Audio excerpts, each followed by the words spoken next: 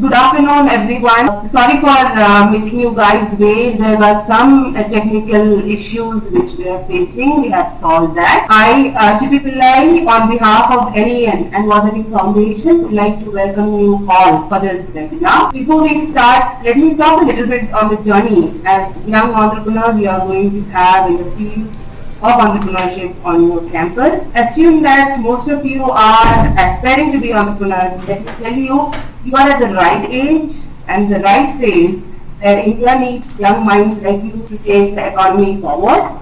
Many of you might have already had some idea which you wanted to take forward and start your venture. But before you take that plunge, you might have heard there is a well-known saying, wise men learn from their mistakes, but wiser men learn from the mistakes of others. So let me introduce Ajay Ponna Venkatesh, who made these mistakes and learned from it and became wiser. He is an alumnus of prestigious National Institute of Engineering, Mysore. He began his journey by setting up ONIT, the ESL at NI, started as an e-reader to the ninth head and the president of ESL. He brought in many accolades to the institute like Championship Award in 2011 and Most Effective Public Awareness Campaign Award too. He has taken his entrepreneurial plunge in June 2015, co-founding Triple W, a digital marketing firm, and then co-founded Crazy Yatra in September 2013, travel venture which conducts unique entrepreneurial experiential trips. He was featured in Your Story and in Youth Business Law. Apart from all these, he is an avid traveler, has a passion for cooking, and he also finds time to participate in research. Before I hand over the floor to Ajay, here are a few reminders for the audience. You will be all on mute.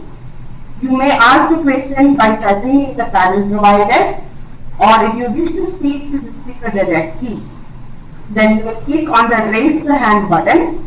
You will be provided the audio access only when the Q&A session will be beginning, which is towards the end of the session. Kindly maintain a list of attendees of the session and share with us post the webinar. This will help us engage you all more with our future offerings.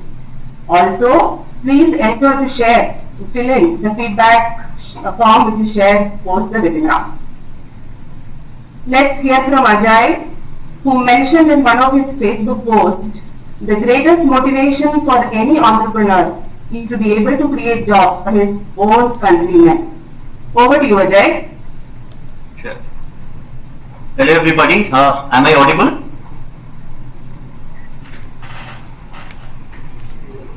Okay. Good afternoon everybody, my name is Ajay and it's a pleasure to talk to all of you. Can I get the share button so that I can share the presentation?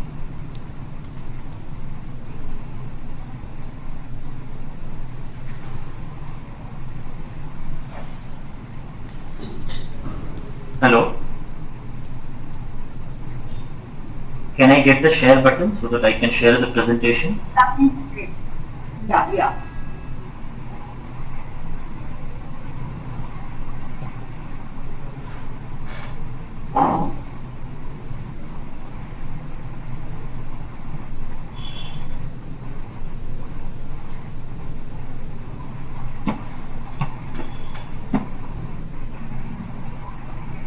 Okay, so hoping everybody here is seeing my screen.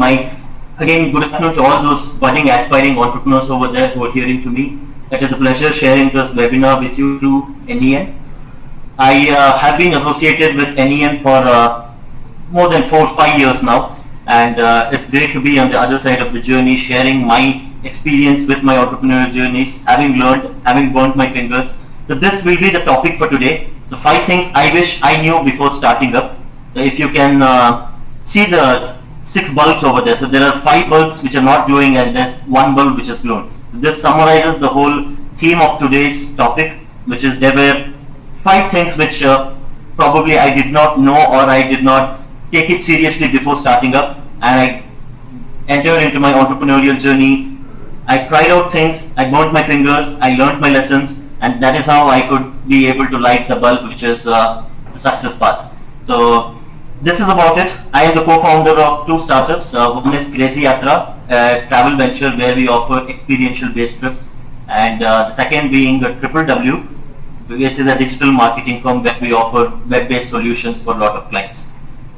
So without much ado, let's get into the first lesson, which you should all know as being an entrepreneur. And before we begin, one last thing is, again, these are not the 5 things which are a gyan or something which I would want to share. These are the things which I have personally experienced, which I really feel I wish I knew before starting up, which would have helped me scale my venture faster and better. So I can say with conviction that any entrepreneur should understand all these things, but these are not the only things you would know. Make mistakes. Of course, you cannot go on a perfect path, but make new mistakes. Don't repeat the mistakes, as Chippy pointed out in the introduction.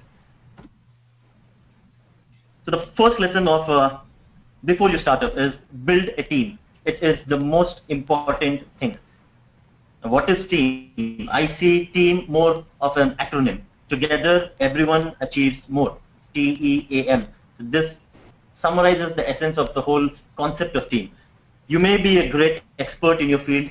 You may be highly talented, super skilled, but can you take your venture to success path alone? The answer is no. Do not try to be the Superman of the company. You know, to give you a metaphor, take any Bollywood, Hollywood, or any movie.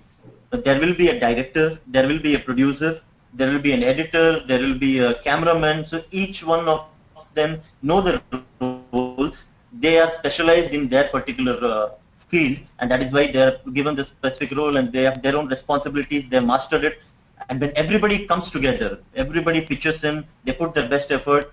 What comes out is a masterpiece in the form of a film. This is exactly similar in a venture as well. If you try to do every single thing in a venture, assuming you're the super skilled guy, sorry, that doesn't work. It will maybe help you take to a certain level, but at some point of time, you would feel the requirement of a team, and you would really know that, okay, if I had a team, I could have probably scaled better. This I can say with personal conviction, because when we started Crazy Yatra, we were 2 co-founders. We used to take people on trips, and we felt, why do we have to invest on a team? We could not afford that, and we thought we 2 guys are enough, and it happened. So we went on trips after trips. All of the trips we were physically present with me and my other partner. And at the end of 1 year, we had reached a certain stage where we had become a little famous. So people started asking us to do more trips. There were offers to us to conduct team outings. At one point of time, we had to do 2 trips in a week. And that is when we were shocked. We could not execute 2 trips in parallel for the plain reason that we did not have resources. We never even built a single person in the team in spite of 1 year having started up. Yes, we could have continued with just 2 people of us, but we could have never scaled up. And that is the point we realized, okay, we have to buck up. We have wasted enough time. Now let's start thinking about building a team. And that is when we started thinking about the pros and cons, what is the type of team we have to hire, and we started hiring. Yes, our hiring also became a little slow, but the major point was this impacted our growth. We could have growth exponentially doing parallel trips at one point of time if we had a team built at the end of 1 year. And this has somehow halted our growth, and we are still in the process of growing because of this one main hindrance. A startup, as I said, is not a one-man army. You have to hire the right people at the right time. Now, when I'm talking about the team here, it is the founding team or the L1 team which you build at the initial stage of your startup. When I say founding team, these are the people who join almost with the co-founders or a little later than the co-founders, but they join at the very high risk period of the venture when it is really not scaled up or not made a mark. So you need the right people to be taken on this team. You cannot have anybody who is just looking for a job change. You cannot have somebody who just wants to work 9 to 6 and go. This founding team has to resonate your vision, your mission for the company. They have to be in sync, in frequency with your thoughts, so that each of you understand the responsibility and the seriousness involved in the startup, and you can all work independently to take it forward. The second most important is share your vision and mission for the company and get consensus from the team. So as I told, it's not just the 2 co-founders who will lay down the rules, principles, and everybody else has to follow. The founding team is as equally important as you. So share with them what your vision is, understand from them what value add they can add to the company, get an understanding, get a consensus, because take the whole boat sailing forward. What are some of the good hiring practices you may want to choose? So be choosy about the founding team. As I told, this is not just any other engineer or some other skilled employee you would want to hire from a consultancy firm. These are really the founding team, and if the building has to grow tall, if the building has to sustain for a longer time, this foundation, this founding team has to be extremely strong. And this team, as I mentioned before, should not be driven by compensation. If there is somebody looking for a job change who wants a salary hike, this might not be the member you would want in the founding team. The founding team member should reflect your passion. He should understand what problem you're trying to solve and totally be in sync with you, and should be driven by passion. Compensation wise, you might not be able to offer at the initial stages of the startup because of funding issues. So there are various ways you can compensate apart from monetary benefits, like you can give them equity, etc. But I'll come to this at the end, how to keep your team motivated. But the crux is, the bottom line is, hire, start thinking about hiring a team from day one. You might not want to start with a 10 or 15 member team. Maybe you might want to take it slow, but keep it in mind that you have to hire a team at some point of time. So get this in your DNA from the day one, that you need a team to scale ahead. Keep planning, and at the right time you find the right people, keep taking them. So that was the lesson number one. The lesson number two, get your finance basics right.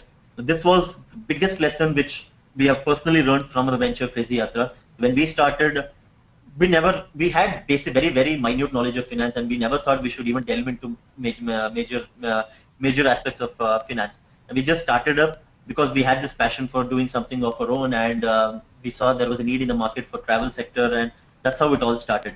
And when I say get your finance basics right, it is not, I'm not asking you to do an MBA degree. You really need not need an MBA degree to scale up.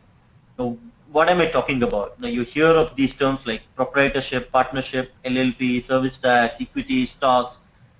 You might not want to do master or excel in these topics, but these terms should not be a jargon for you. This should not be a new terminology for you. You should understand what each of it means, at least so that you can apply it in your venture. Let's take the first stage. When you start a company, obviously it is a business firm, so you will have to establish legally as a proprietorship firm or a partnership firm or an LLP, which is limited liability partnership, or a private limited. I will not get into details of these because that by itself is a separate session. But what I am requesting you all aspiring entrepreneurs is to spend a little time in understanding what are the different types of businesses you can set in India, if it is an Indian firm, and which one will suit. There is no definite answer for which of the firms should I take for starting up. Is it for partnership or LLP? There is no definite answer. It all depends on what kind of business you're doing. It depends on how quickly you want to get investment, because if you need investor to put money into your venture, you would need a private limited, something else, so because you have to offer equity. So there are various factors which decide this. So before, you are the bright one to choose those factors because you will run the company. You get some information about what are the different things and then set it up. Why am I specifying that this is one of the biggest lessons I have learned? Because we started with a partnership firm, and today if we need an investment, if we need an investor to put money in a company, we are not able to do it because until we convert it into private investment. So we are in the process of doing this. Today, assume we had already done it, we could have probably gone and straight away pitched in for it with investors. So don't wait for all these mistakes to happen. We have tried it, I have tried it, and these are all the learnings I am sharing with you. So spend a little time on this. The other major factor once you set up a firm is the tax related issues. The service tax, income tax, value added tax, goods tax, sales tax, balance sheet, profit and loss. You might not want to get into it deeply. You might outsource it to an auditor, you might give it to a CA, but get the basics of it. If what I believe is, with your great product, with your great marketing and the sales team, if you can grow, if your growth is X of your venture, I believe by understanding the financial basics of taxation, etc., very rightly, and if you do it in the very smart way, your growth can be X plus Y. So spend a little time and understanding all this. Service tax, if I have to give an example, the service tax is something which you tax the customer for offering a service and then pay it to the government. So you're just a medium of taking from the customer and passing it on to the government. So this is 12.36% it was before, and now it is 14.5% or something. So this is the basic, anybody would know. So we knew all this and we jumped into it and started it. But what we didn't know regarding service tax was that there is an exemption of service tax. You don't have to pay the government a service tax until you earn a revenue of 10 lakhs. So below 10 lakhs, you don't have to pay service tax. This is especially created by government to help small scale startups, because they will be earning a revenue of maybe 5, 6, 7 lakhs, and they don't need to have to pay service tax. And we came to know about this only after we crossed the revenue of 10 lakhs. Otherwise we could have saved so much. We could have thought, how do we, make the revenue before 10 lakhs, below 10 lakhs. So these are some things, we have burnt our fingers. There is no looking back now. We have to go ahead with this. We have lost the opportunity, but you guys are still starting up. You might want to consider all these issues before you start up. Stock, shares, equity are an advanced level. You don't need it the moment you start up, maybe, but if you have it, great, but not necessarily mandatorily important for starting up, at least. I told you about all these issues, what all the problems you will face if you don't get your financial basics right. Now, what are the different options using which you can solve these problems? Number one, you can hire an auditor to keep the books clean from day one. It is always the best practice to follow. But the auditor, having said this, I do understand that an auditor comes with a cost.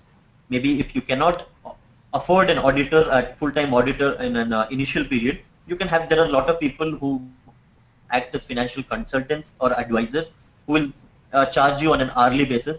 Talk to them. This is where you will have to play a multiple role play. You will have to spend a lot of time managing the finances yourself, maybe with the help of a consultant.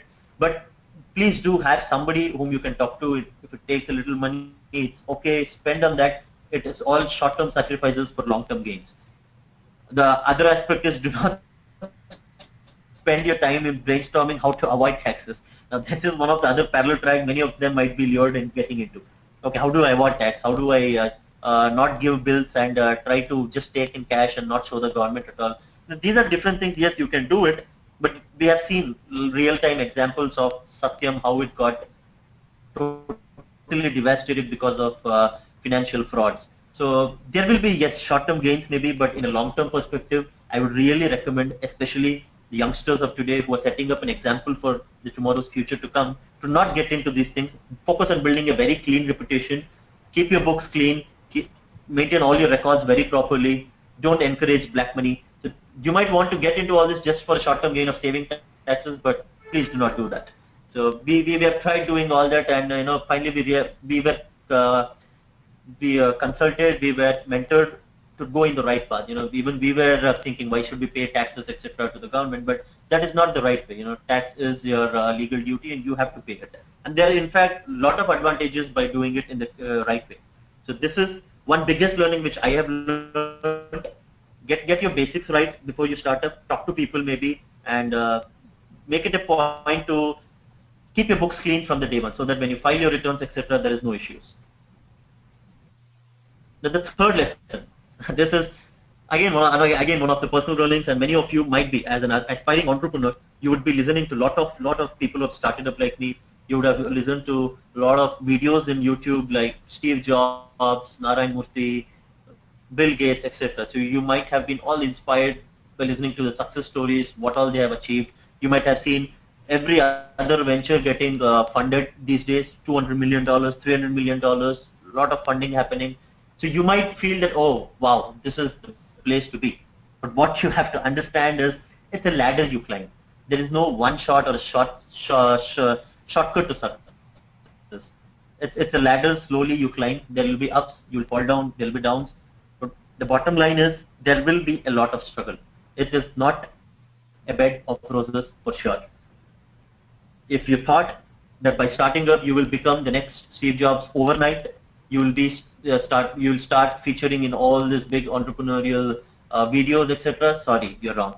If you thought that by starting up you will sit in an air-conditioned room, bossing over thousands of employees and giving work to them on the first day itself, sorry, again you're wrong. If you thought that you have a marvelous idea, you think you have spoken about it to a couple of people, you have absolute confidence that it will sell in the market, and you launch it, and the day one you go pitch to an investor, and if you think the investor will be ready to pump in money and just say, okay, I signed a check of a couple of $1 million. Again, sorry, you're wrong. If you thought that you launched the product and people will just line up in the queue to buy your product on day one itself, again, you're wrong. We saw it happening yesterday, right? When Tim Cook announced the Apple iPad Pro, and he was also announcing this Apple 6s and stylus pen, a lot of stuff. When he was still demoing it in the room, there were already people queuing up in front of Apple stores to buy them. That is wow, isn't it? Any entrepreneur would dream to have such a great fan following. You're not even finished announcing your product and you have people waiting to buy it. But did it happen overnight? Was it a very short time when they just founded Apple and people started queuing up in the stores? No, there is a huge amount of struggle, pain, and efforts which has gone into by not only Steve Jobs but the entire team who has brought Apple to this level, right? So it involves a lot of struggle. So if you thought that by starting you will immediately hit you will get a sure shot at success, no, it's not for you. So you might be wondering, what is this? We are here to get inspired. We are here to get motivated. I am not trying to discourage you. This is a reality check which you should get before starting before starting your venture. Because I have faced it. I somehow knew. Yes, I am not telling. I assumed all of this will happen with me, but I somehow only after getting into it is when I knew that there is a lot of struggle involved. In not only in terms of financial struggles, but in terms of motivational, you will feel so low at some point of time. Your products will not sell for God knows what reason. What are the different factors which will keep you going? One, patience. Patience is the key. As an entrepreneur, you cannot expect things to happen overnight, just like that on a click of your button. You need to have enough patience to see it happen. Failures will definitely happen. If you're assuming that you will have a blemish-free career as an entrepreneur, I don't think. You have to probably be just a genius or something. But till now, I don't think anybody has had that. Failures will happen, and the reason why failures should happen is you learn only because of your failures. Now, if I have to quote an example from my own journey, so at Crazy Yatra, we offer a lot of experiential trips, as I told you. So we take people on trips. So on one of the corporate team outings, a team had booked. So they had heard about us. They wanted us to do a team outing for them. We had even taken the advance money from the team, and we had booked a bus. So usually we book a third-party vendor whom we for taking a bus. Depending on the number of people, we hire approximate number of seater bus, and we take people on a trip. So what happened on this particular day is there is 5 hours to go for the trip. People would be waiting. In 5 hours, the team would be waiting at the location to board the bus, and the bus guy calls up and says, sorry, I cannot send you the bus, and he just puts down the phone. We try him calling up him frantically, and there is no response. He's just switched off his phone and just run away. So we are here at a situation where 5 hours from now we have taken money from a customer, we have to take them on a trip, and we don't have a bus. And especially in a city like Bangalore on a weekend, getting a bus at the last moment is it's a nightmare. We had two options at that point of time. One, we were relatively early in the market. We are just 6 months into starting up. So we thought, okay, so these are the real issues which we will face in future as well. So let's close Crazy Yatra. Let's switch off our mobile phones as well, and so let's run away. So this was one thing what we could have done. But having gone through a lot of workshops with NEN, having understood what entrepreneurs have done through the life, somehow we felt that no, let's not do that. We did not start up to run away. Let's face the challenge. Let's see what we can do to fix it now. And we thought about it, and believe me, we called up 200 bus vendors in a span of 2 hours. We ended up searching every single bus vendor in Bangalore. We called up, and somehow at the nth moment we got one vendor who agreed to give the bus to us. Yes, of course, we had to make a little bit of sacrifice in terms of costing, since it was the last moment, the price was a little high, and the trip started a little delayed. Yes, these sacrifices happened, and these will come with failure. But what was the most important thing was the learning which we got. Now today, I can write in a paper that we will never be held on ransom by a third-party vendor, because we have the database of 200 different vendors today. Now imagine, at that point of time, if the bus had come, you would not even have bothered checking up with other vendors. And at some point of time, it would have hurt us badly. But today, I have the contact details of 200 bus vendors, and I can call them at any point of time and they need a bus, they might probably send me. So this was the biggest learning of a failure. So if I look at that failure, I'm very happy we failed at that point of time because it gave us a lot of learning. And what ensured we succeeded at that point of time, we could overcome the failure, was the self-belief in us that things will definitely happen. So this is the third point. Have self-belief, never give up, because if you start giving up yourself, this will start reflecting in your team as well. You will have your team who are dependent on you to lay the roadmap, to lay the vision, to take the company forward. And if you yourself are let down, how do you expect the employees to work? So the lesson which all of us have to learn is, if you are a kind of person who wants just success without working, if you are not ready to burn the midnight oil, take a lot of sacrifices, go through the struggles, have the courage to face the obstacles, overcome them, then this might not be the right thing for you. But if you're ready to do all that, and why would you be ready to do all that? Just because of the sheer pleasure you will get of having achieved something at the end. When we had our first customer paying to us, trust me, no other feeling in world looked so beautiful apart from that. That was our first income, and nothing can match that feeling at all. Be it money, be it fame, be it great name in the society, or whatever it is. But this whole feeling of having a customer paying you, or solving a problem in the society, the whole feeling of creating something of your own and be able to deliver things to the society is truly immense. And if you want that, you have to understand that there will be ups and downs. And today I do not guarantee that, okay, now I've crossed all that, I've learned, I've gone through struggle, and I'll be success throughout my life. So that is another mistake which an entrepreneur would tend to make. Okay, now the learning curve is not just upway, that you struggle and then you're always at the top. No, it's a sine wave, up and down and up and down. So as an entrepreneur, you have to have this mindset to know that tomorrow things may go awkwardly wrong, but you should have the courage to go and fix it. And that is what it takes to become a successful entrepreneur. As I said, but hey, there is always light at the end of a dark tunnel. So it's not an endless wait you'll have to do. It's about how long. Maybe this dark tunnel might be very short for some people, very short at some instances, and this might be a long tunnel at some instances. But what you have to believe is there is always the light at the end of a dark tunnel if you persevere with the right confidence, with the right things and the right mindset.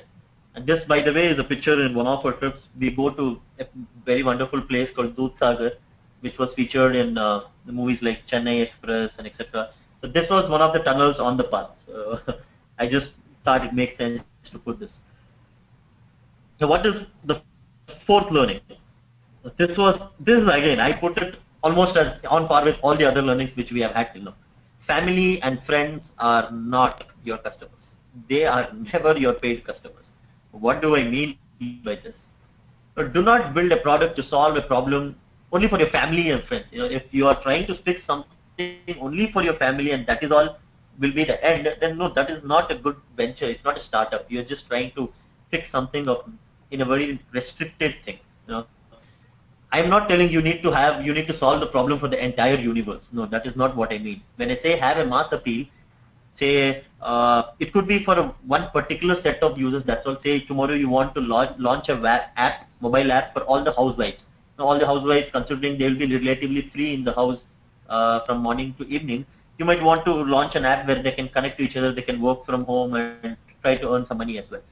Now, if your target market is just housewives, okay, that's fine. So you have decided, excuse me, so you will target only the housewives, which is fine with it. You have identified your market. But if you wanted to launch an app only to solve the problem of your mother, say your mother is free in the morning to evening and you want to help her to connect with everybody, that's all. No, that is a very restricted thinking. So again, try to see how you can scale it up, how you can get the whole market in that particular domain together. So that is what I mean by that. There's a second angle to it as well. So once you start something, maybe it's nothing related to your family or friends, maybe it's like me, consider me. So we started a travel venture where we offer trips to people. The biggest mistake we did was we expected the first trip we will take our friends, we will just market it to our friends and the friends will come and they will just come on a trip and it will all be a success. It's so funny that 2 years back when I recollect, The first trip of ours, it was September 2013, and the very first trip of ours, we announced 2 weeks elapsed and there were zero registrations.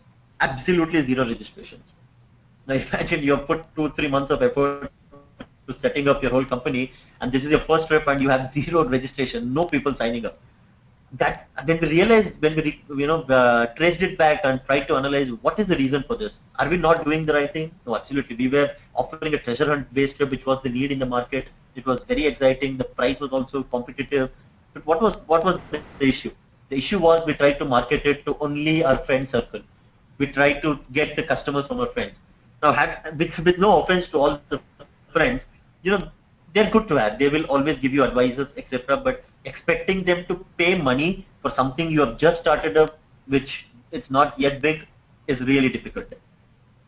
And as I said, what goes around comes around. Today, after 2 years of successfully doing trips, around 45 to 50 trips, we have all our friends coming back and paying us. So it's a good feeling to have, because they know that, having read the reviews, having seen all the exciting stuff which people who come on trips have to say about our trips, so they get a little attracted, and now they've started to come and start paying us. So it's always the second step. Do not assume that you can sell to your product to your family and friends and make money. No, that will never be the case. But having said all this, they are not the very hardcore pessimists, or who want you to fail, right? They're always there to support you. So family and friends are of really great support to you. It's up to you how do you want to use them. They might not pay you initially, but they will definitely hear you out. So talk about your venture, talk about your ideas to people who think can add value to your venture. Share your ideas with them. Your product will definitely go a little higher in terms of quality after having spoken to them. Hear them out. You might not want to implement whatever they say. The decision is obviously finally yours, but hear them out. It's always good to have different perspectives from different people, so that you get wider perspective of things, and because otherwise you're thinking on your own, you will always have a restricted approach of taking things around. Maybe some person who's already in this domain can add value to this. So hear people out, listen to them, take feedback, talk to them, share your ideas. They would love to give suggestions, don't they? Yeah. So who would not want to give suggestions, right? Arey, aisa kar sakta, you can do that, you can do this, etc. So it's always good to hear them out. And if yours is a product company, say you're launching a product in the market, you might want to take it a step further. Before you launch the actual product in the market, you might want to launch a beta version. A beta version is totally a under testing version, which is not market ready, and you can use your family and friends to test it out. A live testing before you go on to the customer and burn your hand and be in for a last moment surprise. You might want to try it with your family and friends, do the beta testing there, try to fix the bug there. They would be most happy to do it, right? I mean, they're anyways not paying for it. So you can use your family and friends for all these things. But the biggest lesson which I have learned, and which I want all of you to keep it in mind, is they will not be your first paid customer. Maybe one or two here and there might want to do it to you as goodwill or sympathy, but that should not be your intention at all. Whatever your market is, try to think of means to reach out to the bigger market. So then what we did after our first trip, we never even marketed it to our family and friends. We did even send mailers, etc. to them, but we had a global outreach, we had a mass outreach, we started targeting people from different sectors, and as we gained popularity, and friends and family started following it. So this is one of the learnings which should also keep in mind. Now what is the last lesson, or rather there is no last for it, these are the top 5 lessons, that's all. I spoke about the team. I spoke about the essence of building a team and not just having just 1 or 2 men running the show. I told you, do not try to become the Superman of the team, doing everything. Rather, hire right people for doing the right things. Now, once your team is there, I've also told you that these founding team are driven by passion, not compensation. Having said this, will they work for you for their entire life? Have they signed an infinite bond with you? No. Sometimes you will have to keep them motivated, which is very, very important. The first part is to build a team, but the most important and crucial part is to retain the team. You cannot have people coming in and going out in your founding team, because this is the crux of the company. Lot of things are running on top of them, so you cannot afford to lose them. And somehow as an entrepreneur, once you take them with all your struggles, you will be you may not pay focus on how to keep your team motivated. So spend a little time on how do you keep your team motivated. Number one, compensation, yes, is a key factor. So if you can afford whatever you can do in terms of salary, in terms of equity, whatever is possible, you can do that. But that is not the only motivational factor. What these founding team members would really look forward to is a little bit of creative, in fact, a lot of creative independence. And you have to instill a sense of ownership within the team. When they start feeling that, okay, I am able to take decisions for the team, I am able to offer my ideas, and they are readily being accepted. Of course, with a lot of debate, but they are being accepted, they're being considered. So this gives a lot of good feeling within them, and they will feel that, okay, yes, I do own a part of the company as well. So this, they don't need to own it in terms of really equity or shares wise. That is one part of it. But if they get that psychological feeling that, yes, I am able to take decisions for the team, it goes a great way in helping you to retain the team. So it's as important to retain the team as important it is to build the team. So focus on this. There is no definite ways of how do you want to retain the team. It's all left to you. It is again depending on the individuals. Different individuals have different motivation factors. So you have to understand as an owner of the company, what are the different motivational factors in different founding members of your team, and what can make it better. You have to start thinking from their shoes, their perspective, and keep them motivated at all point of time. So these were, as I told, these were the top 5 things which I wish I knew when I started in 2013. It would have definitely helped me scale my company faster. But I have burnt my hands, and I don't regret it, because there is tremendous amount of learning in it. If today I'm able to talk about it with conviction, it's because I've gone through it and I've overcome it. But it's not entrepreneurship is not a gamble, right? You know nothing about it. You just get into it and start learning. That is not ideally what I'm trying to say. So before getting into it, you should know a little bit of things, which obviously I knew as well. Having associated with NEN for 2 years as part of my college, I have been exposed to entrepreneurs. I would have got a lot of exposure by talking to a lot of entrepreneurs, by hearing to them when they share their stories, by attending a lot of workshops, doing a lot of events, going through a lot of material related to this. So having launched campus ventures in my own college, so all these things helped me learn a few things which I already had to know. I already knew before starting up, and I thought it makes sense for me to share it with you as well, because even these are the things which you should know before you start up.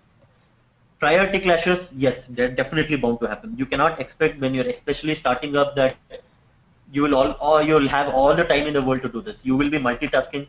Like me, when we started up, I had still not quit my job, and I had to manage a lot of these things. Everybody has their own commitments, right? On top of it, you're trying to build, because there is a certain stage till which you want to reach your venture, and only then you would want to take a big decision of focusing on it full time. So it is that stage when you'll have to take a lot of priority calls. There might be some sacrifices you have to make. You have to be ready for it. Parent pressure, peer pressure, societal pressure, all these things should not distract you. When I started in 2013, I had 2 options. Like many friends of mine, 65-70% of my friends have gone to the US to do their masters. Yes, it's a great opportunity, right? To go to the US, Silicon Valley is a land of opportunities. They go there, do their masters, get a job, life is settled. It's so tempting, right? But I had one thing very clear in mind, that no, that is not what I want to do. Yes, by having spending my time, by sacrificing that, I may be earning a little less compared to them for initial years. I may be not, maybe they will post on Facebook, they bought a house, they bought a car. Maybe I will not be able to do that for initial 1 or 2 years, 3 years maybe. I will take time to do all that. And I knew exactly that, yes, this is bound to happen. And that is why even till today, whatever happens, I'm not distracted. And my request from you guys is also to get this in your mind, that do not affect these things, and do not keep this in mind before you start up, because it should not happen. You start up and then you see all these fancy things and you regret, oh shit, why did I start up? You should never get that feeling. You should always be 24/7 constantly motivated, passionate about what you're doing, without having yourself compared to all these other things which you could have done. So, and the most important thing, earning money should not be the reason of starting up. If you see Bill Gates today and you want to start up, it should be because of this problem he's solving in the society. It should be because of the employment he's creating in the society. It is because of the value he's adding to the technological domain. It should not be because he is the wealthiest man in the world. You know, if your motivation is to become the wealthiest man in the world through entrepreneurship, no, sorry, that is the wrong way. Maybe you can give a try at lottery or some other thing. The entrepreneurship is more of a journey which you enjoy, and money will come as part of it. Yes, you know, having said that, money is a part of it, right? You do the right things in the right way, money will follow. But the destination should not be finance or money. Money issues should not be a main motivational factor. If you have all these things in mind, I think you're good enough to go and start your venture. And these are not the only things, as I said. There might be new things which you will discover. So make those new mistakes, learn those new things. It's always a great learning. And by saying this, I would want to end at it. So Crazy Yatra and Triple W both have been my ventures. I have had a lot of learning through both of these ventures. I am still learning, and it's a growth curve which has been, as I said, sine curve. And I do hope that I keep learning more of such stuff, and probably looking forward to all of you aspiring budding entrepreneurs to do something, bring in a change in the society through a lot of ideas you have. I have always believed that India is going to become the next biggest startup hub in the world. It is already on its way to become. There are a lot of youngsters like you who have a lot of passionate ideas, who have a lot of creative ideas to solve major problems in India. It could be in any sector: energy sector, technology sector, travel sector. You have a lot of potential, a lot of ideas, and what I believe is these ideas have to be channelized in the right direction, so that these ideas are effectively converted into products and not just become a hobby or a failed venture. The idea is to not just start up, but also to sustain and, you know, keep moving forward in the right direction. And I feel entrepreneurship education is the right forward for this. NEN is doing great thing by doing all this. You get to meet people like me. I get to meet people who are more experienced than me. And somehow this whole network, this whole education, it goes a long way in making India the next startup hub in the world. So that's it from my side. So it's a pleasure talking to all of you, presenting. I really hope these things will help you. Please do consider all of these before you start up. Maybe other things as well, but these are the top 5 things which I felt personally I wish I had before I started up. Yes, so any questions are there? I would like to take it up. Yeah, Ajay, there are questions. Can I go ahead with the questions, Ajay? Yes, Chippy, go ahead, please. Okay. So the first question was, have you raised any funds? If you have raised, how did you pitch to an investor, and how confident you were while selling your idea to the VC or the investor? Correct, got it. Okay, regarding funding, when we started, this is not rather a product company. We did at Crazy Yatra, we don't offer a product. If you're doing a product company, you have to invest a lot, and the curve is always down, and then you start selling the product where you make revenue, and your financial curve starts going up and you break even, etc. This was more of a travel venture, so we really did not have the need of very big investment. We pulled in from our own savings, and we just put whatever we had, and we took the risk of starting it up. Now, having said that, at 2 years we have reached a stage where we want to scale it up, and there were a couple of angel investors we spoke to, and they were very impressed with the idea and they were ready to fund. But what, as I told, we figured out was we did not have the all the legal aspects covered for anybody to invest in, come and take it forward. So we are in the process of setting it up right, so that we are a private limited or an LLP where and come in and invest. So investment part, we have not really pitched to any venture capitalist as such, because we wanted to set a foundation right, so that we're legally confident enough to go and pitch an investor, and that if he's impressed, the next moment we are in a position to take the check. It's not only about getting the check signed, but also be legally safe enough to take the check. So we are in that stage right now. Okay, thanks, Ajay. The next question would be, does really the curriculum became matters the most while selling your idea in the market? I think the person mentioned serious curriculum became. I got it. No, I don't think, absolutely not. People Like say if not, I don't know, but I didn't understand exactly why CV is important. CV is more important if you're trying to apply for a job. But if you're starting your company of your own, what the person, probably the person who's asked the question means is, do you have a pre-built reputation? Now, yes, it definitely helps. Say if Narayan Murthy tomorrow comes and opens another company, or Steve Jobs, where if he was alive, he opened some other new product, people will maybe blindly follow it because he has the reputation. But having said that, you need not really have that reputation to start up. We have n number of examples where people have come with zero background in entrepreneurship. They have no linkage to entrepreneurs. They have no business family background, and still they've succeeded. So your qualification, or if the person who asked the question means by asking CV is qualification, no, you don't need an MBA degree to start up. You even don't need any degree to start up. People have proved it. So it doesn't really matter as far as I know. Okay, great. The next question is like, the initial phase of your startup, founders and co-founders used to take some Mm-hmm. decisions. I mean, they discussed and wanted to take some steps, but which they do not, maybe for some reason. But maybe later do they regret that, no, oh, we could have done that earlier, and we could have saved some money or saved some reputation or so does it really happen that way? Definitely.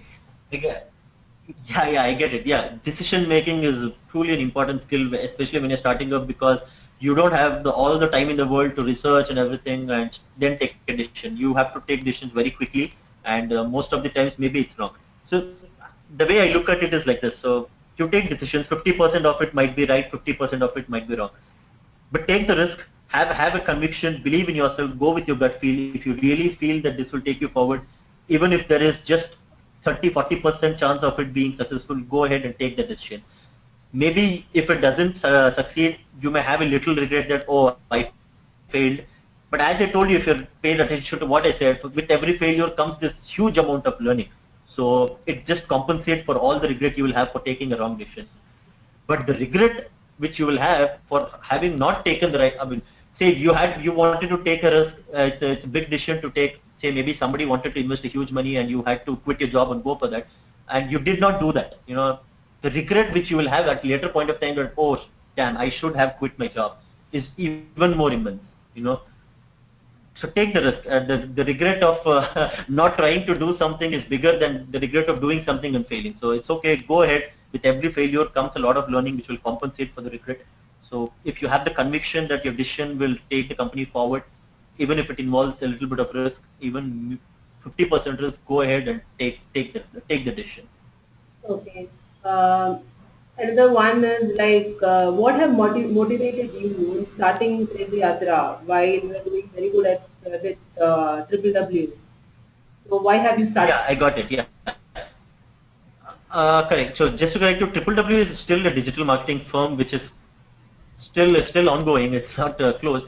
Triple W is where we manufacture websites, etc. Although I'm an engineer, I'm into technology, but still I love more of these other skills, right? Which is talking to people, negotiating, marketing, sales. So my job at Triple W even today remains only that. I don't write a single line of code there. There is a team which handles that. The biggest motivation for me to start Crazy Yatra was because it was very close to my heart, which is travel. Travel has always been my passion, and that is my request to all of you as well, all those aspiring entrepreneurs here. Don't start a business in something just because there is money there or there is just an opportunity, or just because you're passionate about it. You need to be absolutely passionate about what you're doing, and you need to know that there is a need for it in the market. So when I started this, there was a need in the market for having experience-based trips. Nobody in the market was offering something for, especially for the youth. So when we started, we offered the trip more of a treasure hunt-based trip, where people go on treasure hunts. So our trip something looked like this. So you go to a place and all you'll be given is a two-wheeler key and a couple of clues and tasks. So the entire 2 days you will explore the place on your own, hopping on two-wheeler, going from one place to another, talking the local language, doing the tasks, deciphering the clues, seeing the maps. This is what amazed people. So there was a need for something like this in the market, and we really were passionate about travel, passionate about doing all these things, and that is why it succeeded.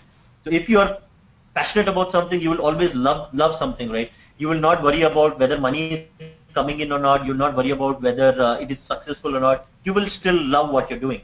And but for it to be viable in terms of a business, there has to be a need in the market.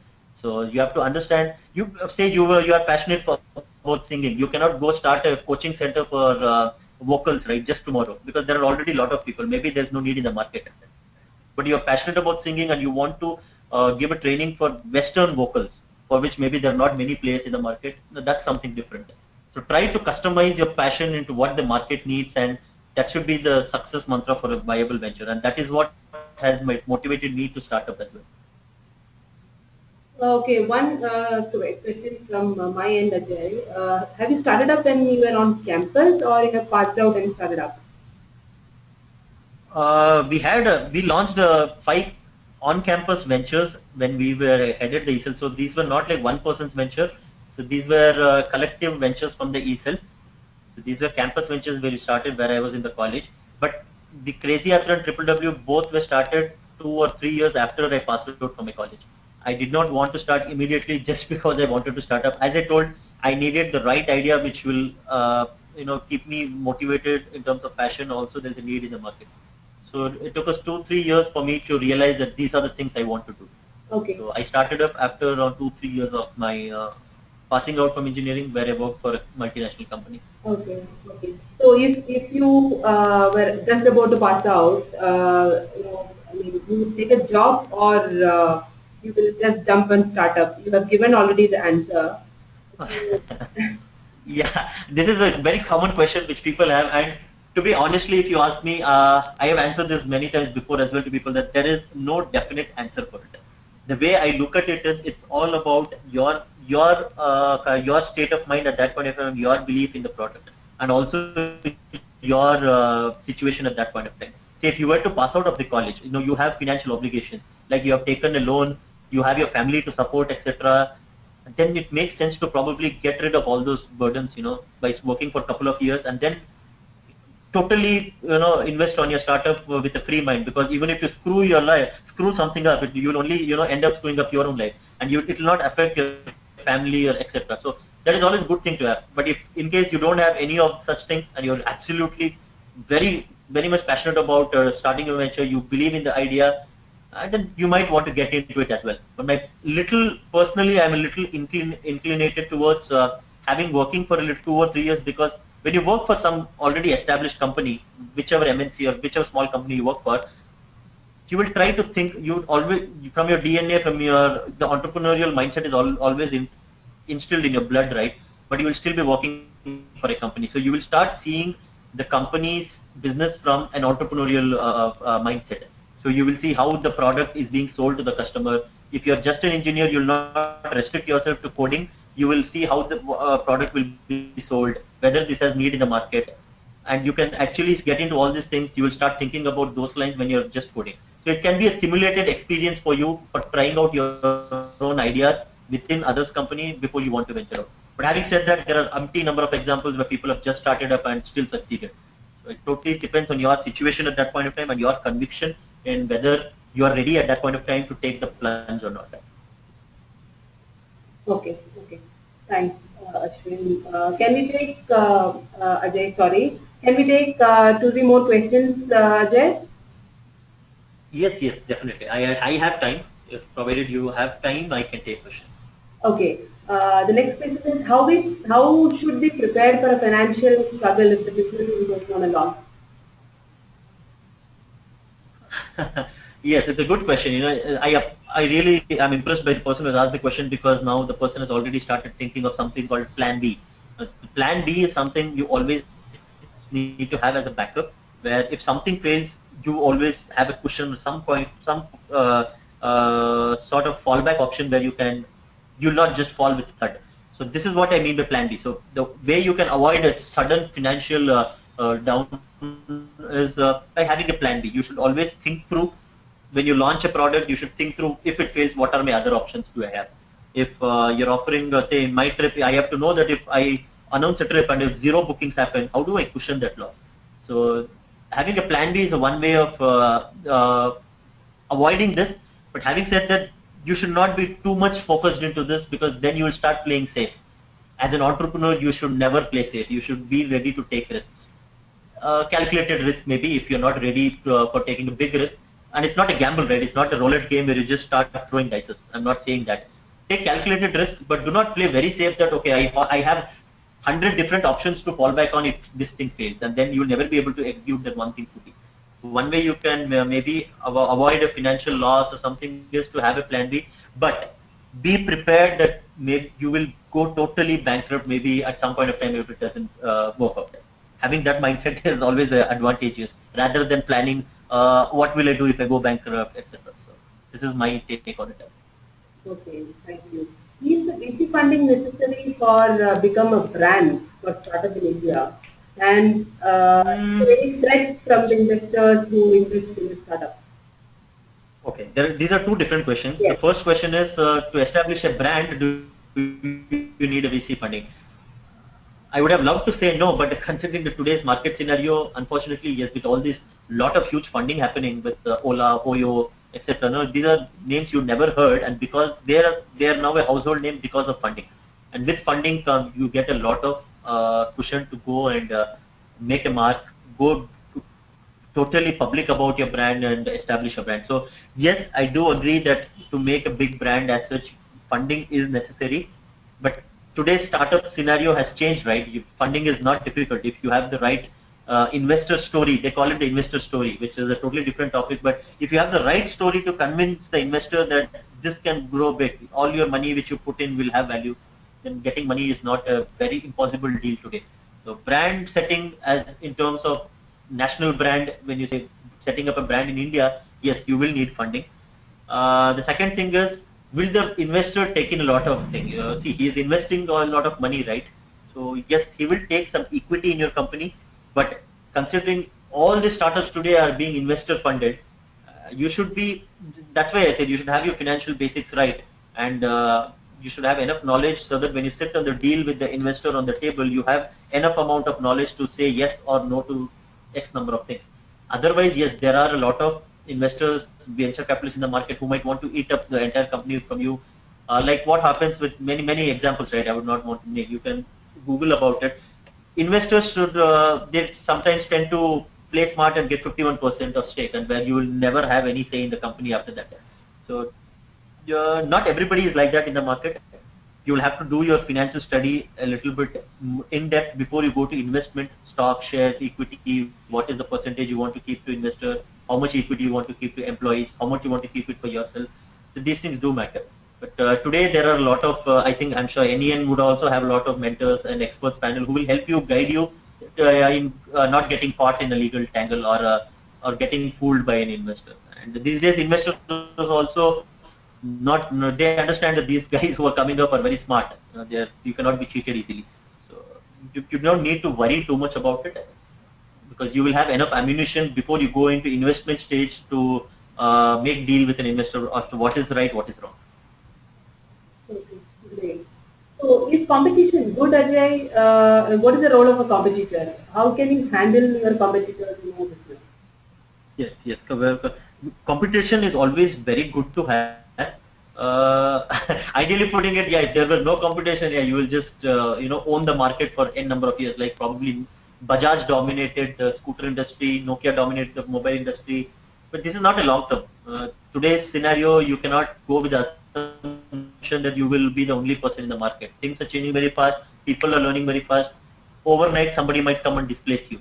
So competition, I would not say it's good to have. It comes by default today, so you don't have any option. You cannot invent a new domain where nobody will be there. Some point of time, somebody will catch up. Competition is good to have. What you have to understand is what is your unique selling point? What is your USP, which will differentiate you from the competitors?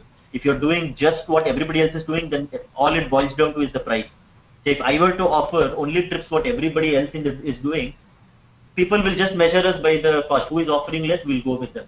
But today we are offering these experiential trips, right? So I take people on this amazing race concept of treasure and concept of trip, which nobody else does. So I can decide whatever price I want to do it. Of course, with keeping market standards in mind, because there is no competition, and this helps me to take it forward. So competition will be there in your sector, that is travel or technology or hotel, food industry or whatever. In your sector, there will be competition. but you have to identify what is that USP in your company which will differentiate you from the competitors. Okay, thank you, Ajay.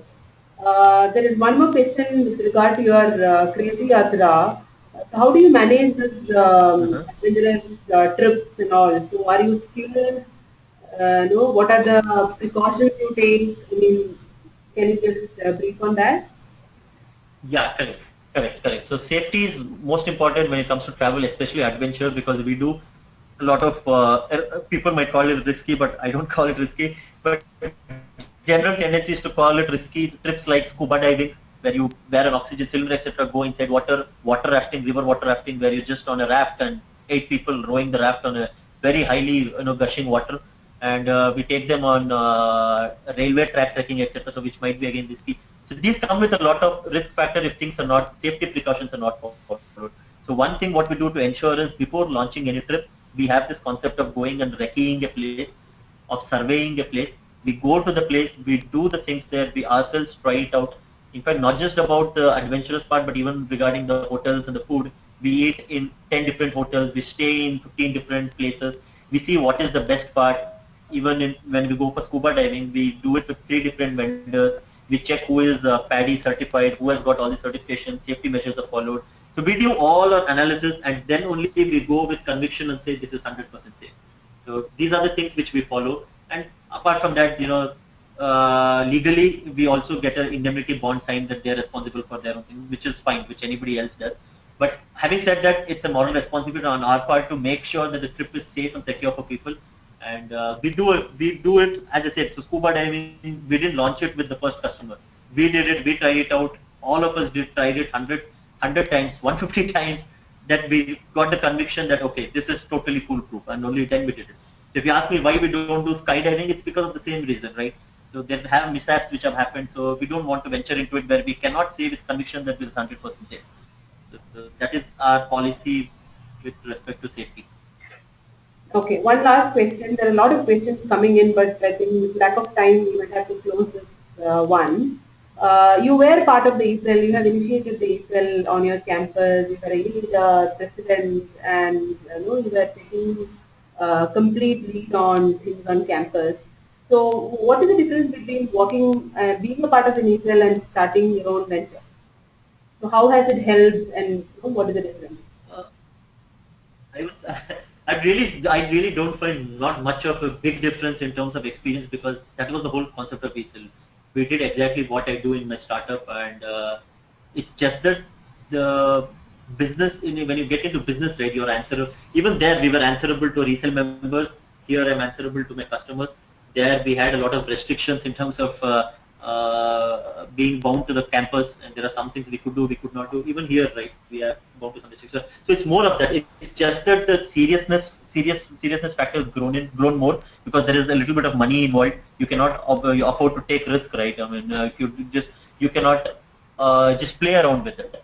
Whereas in ESL, I feel a little bit we were not so mature enough to take bold decisions, but it has tremendously helped us in terms of simulating the whole experience of a startup in an ESL. So it's I see the difference between a startup and an ESL. I see if you really take an ESL seriously in terms of the roles where I have gone through, at least is it's more of a simulated experience there, and you get to actually try it out in your own venture. All the different facets of entrepreneurship, marketing, sales, getting money in terms of sponsorship, here it was user acquisition in my venture, there it is membership acquisition. So somehow you start relating all these things. So if you have gone through all the different role plays of an ESL, I think you are actually good enough to become an entrepreneur startup. So that's great, Ajay. So yeah. So but the bottom line is, the last message is take ESL seriously. Do a lot of stuff there, because there you have the risk factor is less. I'll be very honest. There you don't have much things to lose. Here maybe there are little things at stake, but it's an ESL where you're known that you're a student, you're bound to make mistakes. You'll have a lot of freedom there. You don't have this pressure of earning money. You don't have this pressure of salary, high promotion, answering parents, etc. So it's a lot of conducive environment there, especially with like-minded people around you. So try it out. Go there. Do everything possible there. Take risks. Even if you fall, it'll maybe just bruise you. It'll not hurt you anytime. So take it seriously. Take ESL seriously, and I think it will go a long way in helping you start your own venture. Thank you, Ajay. It was a great session, wonderful learning. I think all the attendees have become wiser like you, I believe. Thank you all our attendees for participating in this webinar. We are very glad that questions are coming in, but due to lack of time, we are unable to answer all of them. Yeah, maybe for somebody who might want to reach out to me, they can drop an email to me at crazyatra@gmail.com, and I'd be glad to respond. Yeah, that's great. That's great, Ajay. So please do Sure. send in Thank you. your feedback. We will be sharing a link soon after you log out. If you like the session, you have found the session useful and interesting, please write a blog or post about it in your Facebook pages. The recorded version of the webinar will be available on YouTube and it will be shared with you through your email ID which you have registered. And